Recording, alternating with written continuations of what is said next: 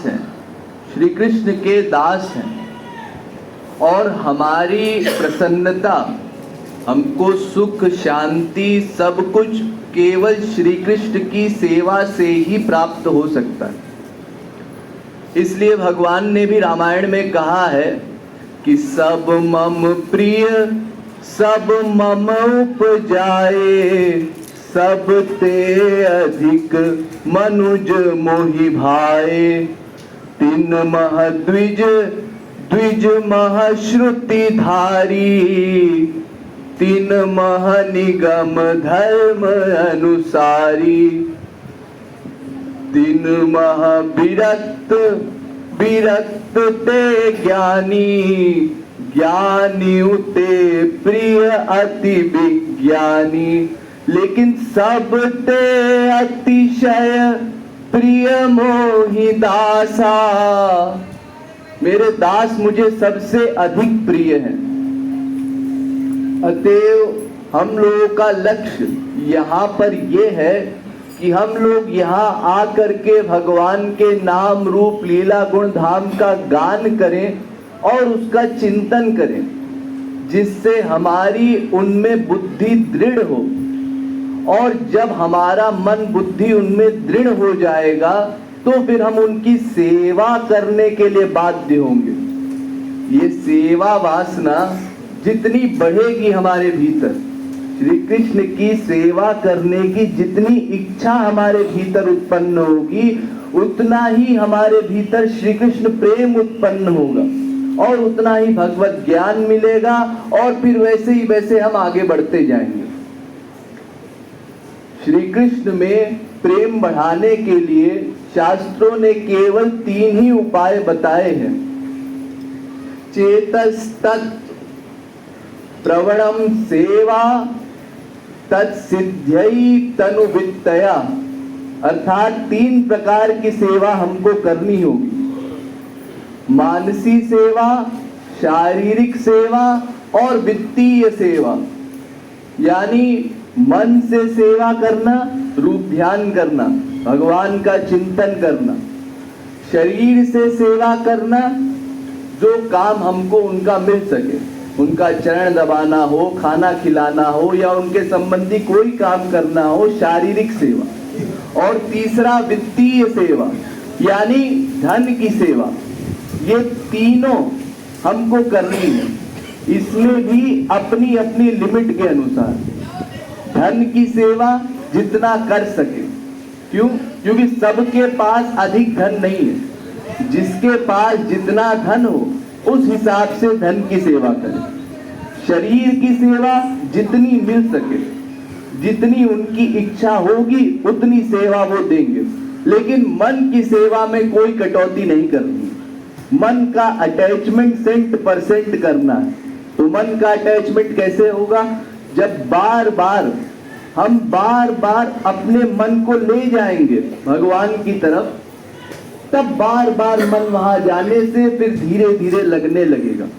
और जब मन हटेगा भी तो फिर उसको हटात लगाइए, जबरदस्ती लगाइए भगवान के विषयों में।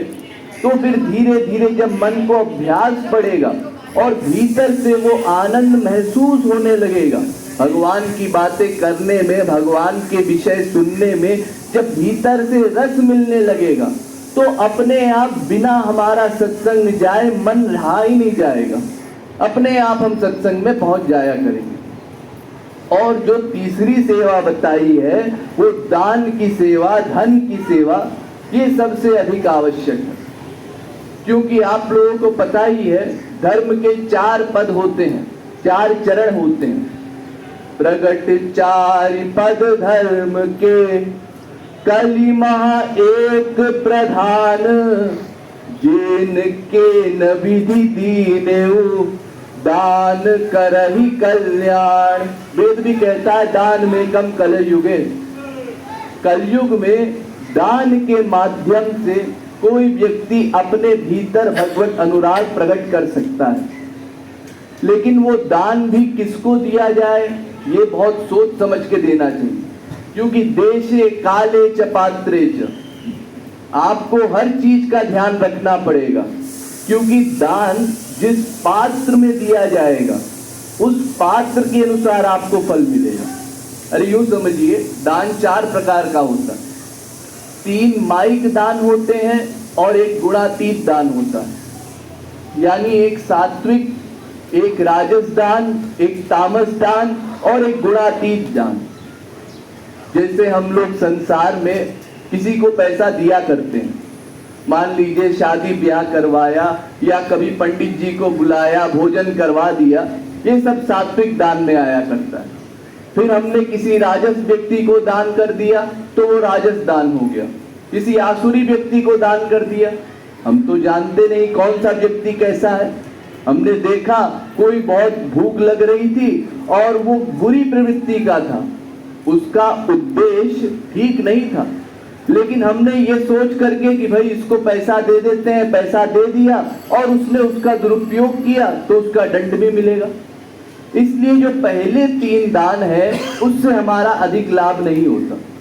जो चौथा दान है, जो भगवान और महापुरुष को किया जाता है, उसी दान से हमारा कल्याण होता है, क्योंकि उस दान से हमारे भीतर भगवत भाव उत्पन्न होता है और उस दान करने से एक और हमारा फायदा होता है।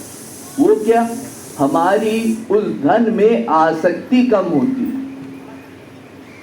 हमारी जिस भी चीज में आसक्ति हो उसको भगवान के प्रति समर्पित करना चाहिए, तो उससे हमारी उस चीज में आसक्ति कम होती है।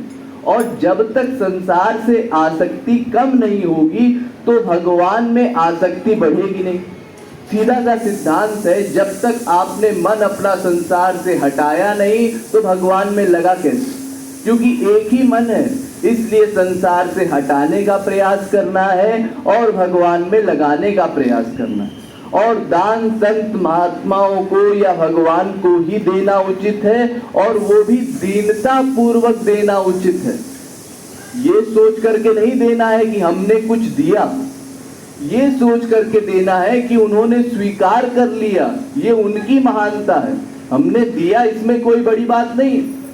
अरे अगर हमारा बस चलता तो हम 1 रुपया ना दे किसी को, लेकिन क्योंकि वो इतने करुणा निधान है, हमारा उद्धार करवाने के लिए आए हैं, इसलिए उन्होंने हमसे वो सेवा निकलवा ली, अपनी सेवा हमसे करवा ली। क्योंकि अगर मानव देह पा करके आपने भगवत क्षेत्र में दान नहीं किया तो वेद व्यास ने बड़े कड़े शब्दों में लिखा है कि अदत्त दाना च भवेत् दरिद्री। जो व्यक्ति अपने जीवन काल में दान नहीं करता उस व्यक्ति को दरिद्र बना देते हैं भगवान अगले जन्म में। फिर दरिद्र होने पर क्या होता है? दरिद्र भावाच्च करोति पापम। जब वो दरिद्र हो जाता है तो वो पाप कर्म करता है। क्यों पाप करता है? क्योंकि जब भूख लगती है, दरिद्र का मतलब क्या? एक रोटी खाने का पैसा ना हो। दरिद्र ऐसा नहीं कि बहुत मुश्किल से पैसा कमा पा रहा है। कुछ हमारे देश में इतने दरिद्र लोग होते हैं जो कि बेचारे एक रोटी भी नहीं खा पाते। कितने आधी रोटी खाते हैं, कितने लोग बिना कुछ खाए पानी पी करके सो जाते हैं। ऐसा दरिद्र जब कोई बनता है तो न चाहते हुए भी पाप करता है, अपराध करता है। इसलिए संतों ने ये भी कहा है कि नहीं दरिद्र सम दुख जग माही, संत मिलन सम सुख कछु नाही। सीधा सा सिद्धांत है। इसलिए जब वो दरिद्र बनता है तो उस कष्ट से मुक्त होने के लिए पाप भी करता है, और पाप प्रभावात् नरकम प्रयाति। उस पाप कर्म का फल नरक मिलता है, और फिर पुनर्दरिद्रा पुनरेव पापी। इस प्रकार से वो फिर 84 लाख में घूमने लगता है, फिर दरिद्र बनता है। फिर कभी गुरु कृपा से जब कोई उसको संत मिल जाता है और वो समझा देता है कि दरिद्रता को श्राप न मान करके उस दरिद्रता में भगवान की भक्ति करो, तब वो भगवान की भक्ति करते हुए फिर अपने लक्ष्य को प्राप्त कर पाता है। अतएव दान अगर कोई ना करे तो वो अपराध है। वेद व्यास ने कहा है कि यावत् ध्रियेत जठरम तावत् सत्वम हि देहिनाम, अधिकम योभिमन्येत सस्तेनो दंडमर्हति। जितना धन आपके शरीर के लिए आवश्यक हो, जितने धन में आपके खाने पीने का इंतजाम हो जाए, शरीर ढकने का इंतजाम हो जाए, घर में रहने का इंतजाम हो जाए, जो साधारण व्यवस्था एक मनुष्य को चाहिए होती है, उतनी व्यवस्था जितने में हो जाए, बस उतने ही धन के हम अधिकारी। भगवान की सृष्टि में जितना भी सामान है, उस सामान का जब सही उपयोग करेंगे, पर्याप्त उपयोग करेंगे, तब वो हम ठीक उपयोग कर रहे हैं। और अगर हमने अधिक संपत्ति रख ली और ये सोचते हैं कि ये हमारी संपत्ति है और हमारी संपत्ति हम किसी और को क्यों दें, इस मानसिकता से अगर हम अपना जीवन यापन करते हैं और दान नहीं करते, तो ये मानव देह विफल हो जाता है, इसका कोई फल हमको नहीं मिला करता।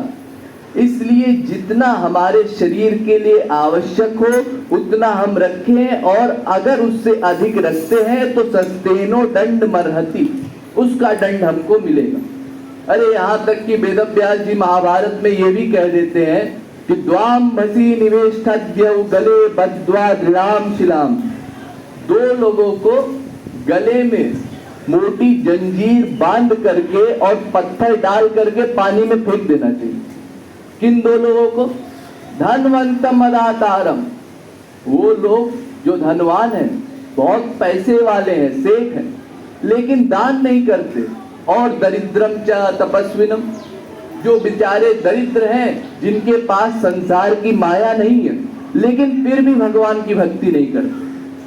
अतएव हमारा लक्ष्य है भगवान की भक्ति करना, और भगवान की भक्ति यानी वो सेवा 3 प्रकार से की जा सकती है: मानसी सेवा, शारीरिक सेवा और वित्तीय सेवा।